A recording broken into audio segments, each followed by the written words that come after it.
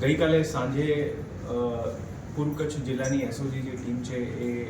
લાકડિયા વિસ્તાર બાજુમાં વ્હીકલ ચેકિંગમાં હતી। એ દરમિયાન જ્યારે વ્હીકલ ચેકિંગ કરતી હતી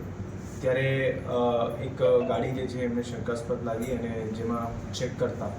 જે ગાડીના અલગ અલગ વિસ્તારમાં ભાગમાં જે ચેક કરવામાં આવતા હતા ત્યારે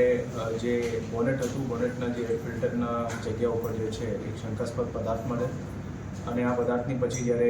એફએસએલ દ્વારા ચેક કરવામાં આવેલ ત્યારે આ પદાર્થ જે છે કોકેન નીકળેલ હતું, જેમાં લગભગ 147 ગ્રામ જેટલું કોકેન મળી આવેલ છે,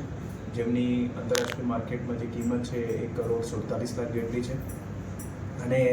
જે ગાડી હતી એ ગાડી હરિયાણા પાસેની હતી અને એમાં ટોટલ 4 લોકો બેઠેલા હતા। એ ચારે ચાર પંજાબના ભટિંડાના છે અને ત્યાંથી જે માલ છે એ અહીંયા કચ્છ બાજુ ડિલિવર કરવા આવેલા હતા। આ ઓવરઓલ જે જિલ્લા એસઓજીને એમાં જે સફળતા મળી છે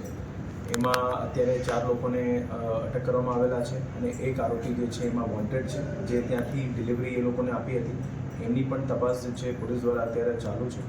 આ જે કોકેનનું જથ્થો જે મળ્યો છે એ હમણાં અઠવાડિયામાં બીજી વખત છે જે ત્યાં પંજાબથી જે ડિલિવરી આવતી હતી અને ત્યાં પોલીસને આમાં કચ્છમાં સફળતા મળી છે અને આગળમાં પણ જે પોલીસ દ્વારા no drugs in East Kutch કેમ્પેનનું જે ચાલી રહ્યો છે એના અંતર્ગત પોલીસ દ્વારા આગળમાં પણ એવી કોઈ પણ જથ્થો આવતો હોય એને પકડવાની તજવીજ ચાલુ છે। કેરિયર જે આવતા હતા એમાં જે આરોપીઓ છે પુરુષ અને મહિલા પણ સમાવેશ છે, તો કઈ રીતે મોડસ ઓપરેન્ડી ડિલિવરી થઈ શકે? એમાં જે રીતની હું આપને વાત કરી કે જે ટોટલ 4 આરોપી પકડાયા છે એમાં 2 પુરુષ અને 2 મહિલા છે અને જે વોન્ટેડ છે એમની વાઈફ પણ આમાં છે અને જે ડ્રાઈવર ગાડી ચલાવતો હતું એમની સાથે સાથે જે બીજા 2 લોકો હતા એ બંને હસબન્ડ વાઈફ છે।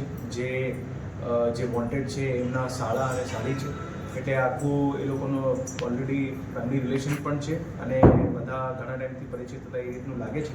પણ પોલીસ દ્વારા અલગ અલગ એંગલમાં અત્યારે તપાસ ચાલુ છે અને કેટલા ટાઈમથી અને કઈ રીતની એ લોકો ડિલિવરી કરતા